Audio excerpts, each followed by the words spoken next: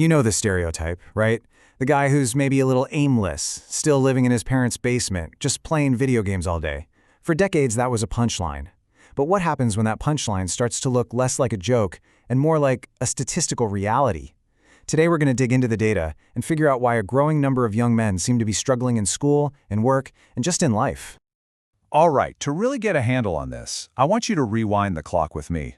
Let's go back about 25 years to a piece of pop culture that, honestly, feels shockingly different when you watch it today. So this line is from a TV show, Get a Life. And it was supposed to be hilarious because the character was just so pathetic, right? I mean, he was so clearly a loser. The very idea of a 30-year-old man still living at home, that was the entire joke. But, fast forward to today, and that joke just doesn't land the same way. And why is that? Well, because for 55% of young American men, it's not a punchline anymore. It's their actual reality. What was once a total caricature of failure has now become, for a majority of guys, just normal. This change has happened so fast that it can feel incredibly disorienting. It's like your compass is just spinning wildly and you don't know which way is north anymore. Social norms we all just took for granted have been completely turned on their head. So to kind of get our bearings, let's look at the hard data, across the key areas of life where this gap is showing up. So this is where it gets really interesting.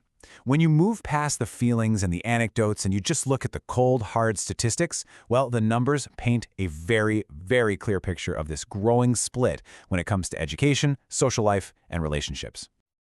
Let's start with education. If you look across the 20 most economically advanced countries in the world, there's now an average 13 percentage point gap in college graduation rates between young women and young men. So women aren't just catching up anymore, they are consistently and significantly outpacing men on campus. And look, this isn't just some abstract trend on a chart. This is the real lived experience of people like Daniel Moreno. He says he feels aimless, stuck, and he pins it on losing connection with his friends, which eventually led him to drop out of school. He feels like he's his own worst enemy. Daniel's experience, sadly, is part of a much bigger, more troubling pattern of social isolation. If you go back to 1990, a solid majority of men, 55%, said they had a good group of 6 or more close friends. By 2021, that number had been cut in half. And what's even more startling is that the number of men who say they have 0 close friends, that has quintupled, 5 times as many. And this struggle to connect, it definitely extends into romantic relationships. An incredible 50%, half, of young men between 18 and 25 say they have never once approached a woman in person. A lot of them say it's because they're terrified of being seen as a threat or a creep, especially in this post-Me Too world. So this brings us to a really crucial question. Are we looking at millions of young men all individually failing at the same time? Or is there something bigger going on here? I mean, is the system itself failing them? A lot of researchers trace this split all the way back to the 1970s. Back then, really important laws like Title IX were passed to make sure girls had equal opportunities in school. And this was a noble, incredibly successful effort. But it seems to have had an unintended side effect. The focus shifted so heavily towards helping girls that everyone just kind of assumed the boys were doing fine, and their performance quietly started to slip. And at the exact same time, the entire economy was transforming. Industries that were traditionally dominated by men, like manufacturing, they started to shrink. Meanwhile, service sectors like healthcare and education, they just exploded. And these are fields that, frankly, men haven't conventionally been trained for, which puts them at a huge economic disadvantage. The modern education system also just seems to be a tougher environment for a lot of boys. And studies show it starts really early, at home, where boys are read to less often.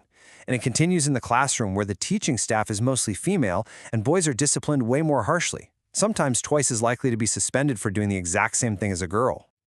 This quote really gets at the biological reality here. Boys' brains, especially the part that handles impulse control and planning, it just develops later than girls' brains do.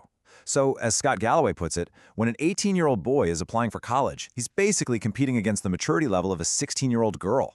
He's starting out at an immediate disadvantage.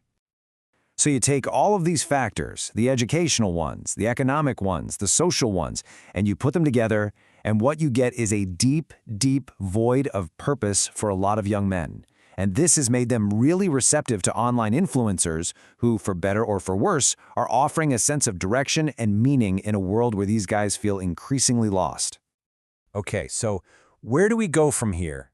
I mean, despite some of these bleak numbers, experts widely agree that these are solvable problems. These are not inevitable outcomes. You know, there are actually a number of proven, really targeted things we could be doing. We're talking about intensive reading programs right when boys start falling behind, or robust mentorship programs like Chicago's Becoming a Man, which literally slashed violent crime arrests. And of course, creating much better pathways into the skilled trades and apprenticeships. But beyond those specific programs, some experts are calling for even bigger, systemic changes. First, a massive recruitment drive for male teachers to get more role models into the classroom. And second, and this one is really fascinating, the idea of starting boys in school 1 year later than girls, just to level that developmental playing field. So ultimately, the big takeaway here isn't that this is some kind of battle of the sexes, or that we need to take resources away from girls. Not at all. It's about correcting what has become a multi-decade crisis of neglect. A stable, healthy society needs both men and women to be thriving, to be educated, and to feel connected. The goal is to give everyone an equal amount of commitment. And so all of this data, it really forces us to ask a pretty fundamental question. For decades, the focus was, and rightly so, on helping girls catch up and succeed. The challenge for us now is, how do we build a system where boys can find their own footing and thrive right alongside them?